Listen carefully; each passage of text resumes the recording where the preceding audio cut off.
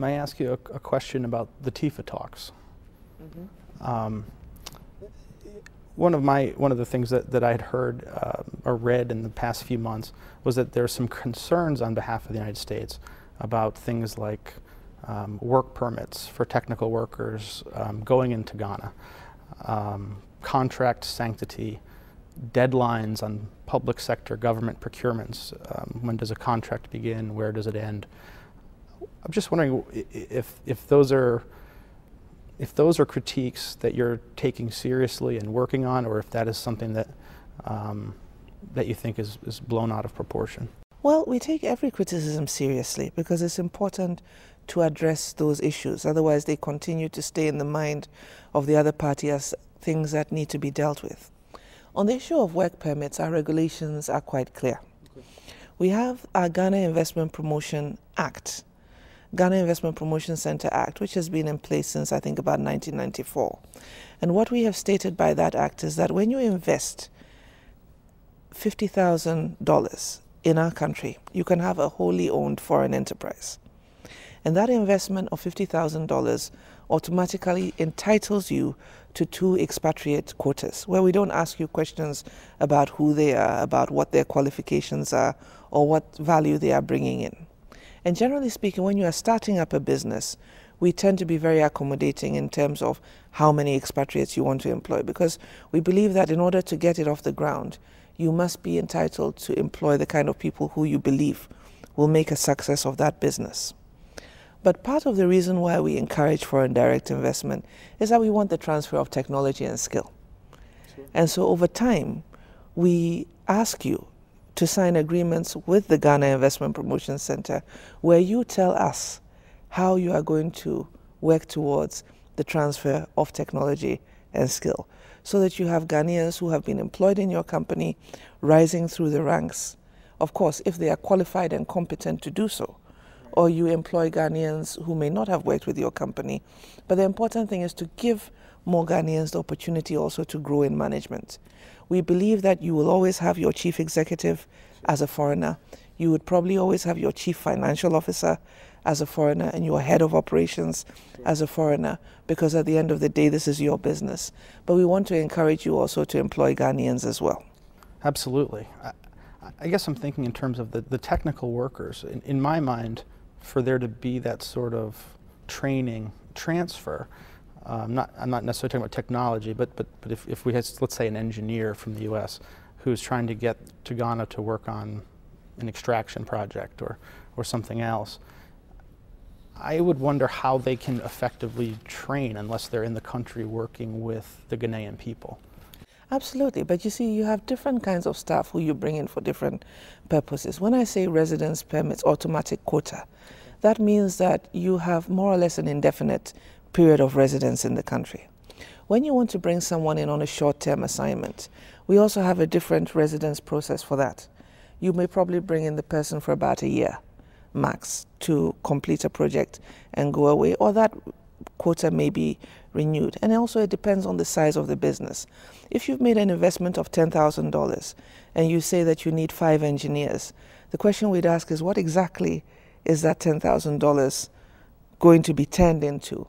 And why do you need all of that engineering capacity when the investment that you have made really should not, it begs the question, what actually have you put into the business?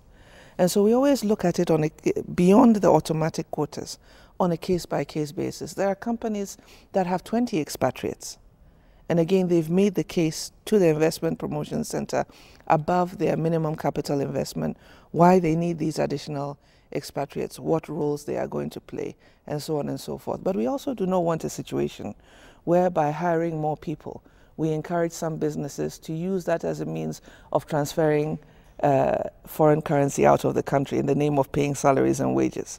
And so you have to understand that given the exigencies of every situation, we deal with it on a case-by-case basis, but we try as much as possible to be fair and to be transparent. And that's the reason why the framework is predictable.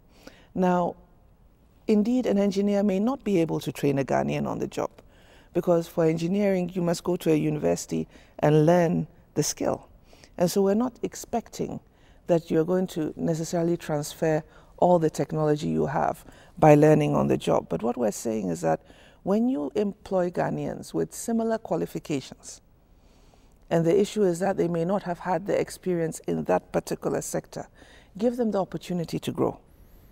It sounds very fair. It sounds also very complex, and like one part touches 11 or 12 or 100 other aspects of what would go into a TIFA discussion. You would agree with me that trade and investment is always complex, especially in the United States. Absolutely. If it was the reverse situation, and now we're talking about Ghanaians investing here and having to comply with your regulatory framework, without hiring the services of a very good lawyer, it might be almost impossible.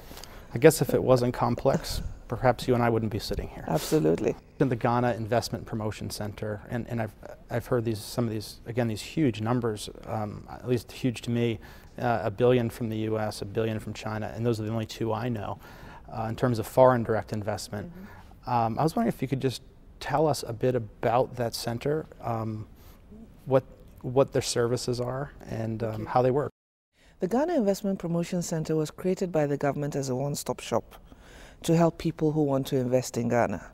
So what happens is that if you're a foreign investor and you want to invest in Ghana, we encourage you first to go to the Ghana Investment Promotion Center to talk to them and explain what sector you are interested in. They will tell you what agencies you need to work with and what permits you need to get, how you have to go about registering your business, all of the things that you might want to hire a lawyer to do, but in this time they're providing that service to you for free. So when there's an investor who wants to actually establish in Ghana, they assign an investor relations officer to work with the person. So for instance, if you were setting up a factory, you wanted to incorporate a business, they would take you to our Registrar General's department so you could register your business. With the kind of establishment you wanted to set up, necessarily you would have to go to the Environmental Protection Agency for us to be sure that the way that you want to go about that process does not do harm to our environment and our ecosystems. And so they would go through looking at your proposal and then giving you the permission to start wherever it is that you want to set up. You would have to connect to the utilities. So this person would help you to work with the Electricity Corporation, with the Ghana Water Company.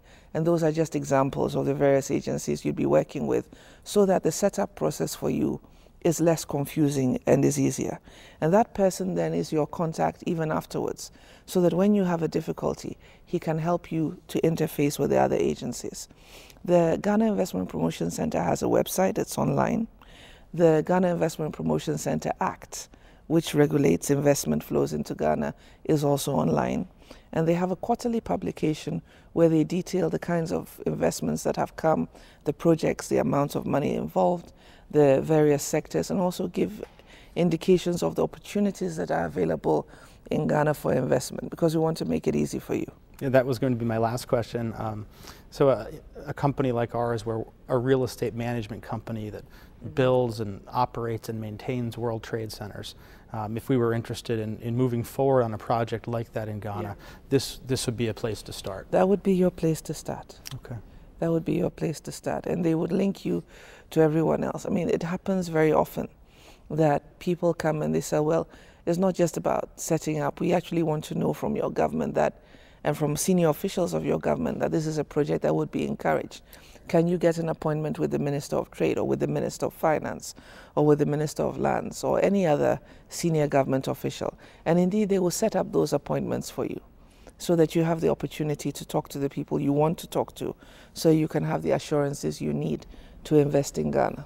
That's just fantastic infrastructure to have, because most businesses don't know where to start. Even here in the U.S., trying to get around different parts of the U.S. can be difficult. So if there is a one-stop shop like that, I'm sure that's become a very successful center in Ghana. It is, and you realize that a lot of in fact, all the information you get about investment flows, you will find on the Ghana Investment Promotion Center website. And they try as much as possible to make sure that their staff are available for you when you do have difficulties, because we know that with the perceptions about Africa generally, if we were to leave you to navigate the various offices and the various regulations that you need to comply with on your own, you might decide that it's not worth the trouble. And so we really want to make it easier for you to do so. would this center also help with issues such as permitting, permits, taxes, in terms of if I'm just doing business in most foreign countries, you need a local partner, or you at least are well advised to have a local partner. No, not in Ghana. That's why I said for a foreign-owned, wholly foreign-owned business, we do allow for wholly foreign-owned business, but the minimum investment you have to make to have that is $50,000. And we allow you to repatriate your profits back to your country of origin. We don't ask any questions about that. And you don't need to have a Ghanaian partner if you don't want to. But I'm actually thinking just in terms of doing your best in a given market, just in my personal experience, and perhaps in yours as well. I've always found that if you actually usually want a local partner, someone who knows the rules of the road, who knows how to navigate the market. How would a U.S. business that wanted to do business in Africa find a local partner who they could either subcontract with or enter into a joint venture with? Is that also through the center, or is that through a private sector means? I would say that our most credible private sector business association who could help with those kind of subcontracting partnerships or arrangements is the Association of Ghana Industries, which is a private sector business organization. With the Ministry of Trade, they wanted to develop a subcontracting partnership exchange. And this is something that they've been working at for the last 5 years. And just this year, they've been able to go into partnership with UNIDO to be able to strengthen that exchange, again, which is being supported by the Ministry of Trade. And they have lists of they have data on Ghanaian companies, on their capabilities, of course, on the management and the ownership and the things that they do. And so and by the way, the Association of Ghana Industries also has a website. So when you contact them, I would say that they perhaps would be your best partner. But the Investment Promotion Center can arrange for you to meet with them, to discuss with them, to see whether indeed they are the kind of people who you feel comfortable with, especially if you're looking for a partner. Minister, can you please tell us how Ghana is different from its neighbors in West Africa? I think Ghana works, and that's how I would say that Ghana is different. We have institutions that work. It's not about personalities, it's about the structures. We have a democracy that works. We have young people who are educated, who are bright, and who very much are looking for the opportunities to be able to get good jobs and to grow in those jobs. We have set for ourselves a very ambitious horizons in terms of what we want to do by way of infrastructure development, developing our people, creating more opportunities, and getting people out of poverty. And even though the tendency is to think of Africa as a country and not a continent, at the end of the day, we are over 50 countries in one continent, some of who are doing better than others. Just as on the American continent, when you're taking both North and South America, some countries are doing better than others. And we would like to invite people to take a closer look at Ghana and to understand that Africa is the next frontier. And there are countries in Africa which are good investment destinations, which can give you the platform not only to reach other countries in Africa, but the European continent. And being in the center of the world, we think we're located in the right place to do just that.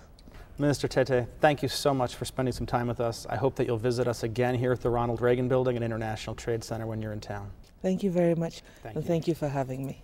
Bye-bye. Thank you. Bye-bye. Thank you.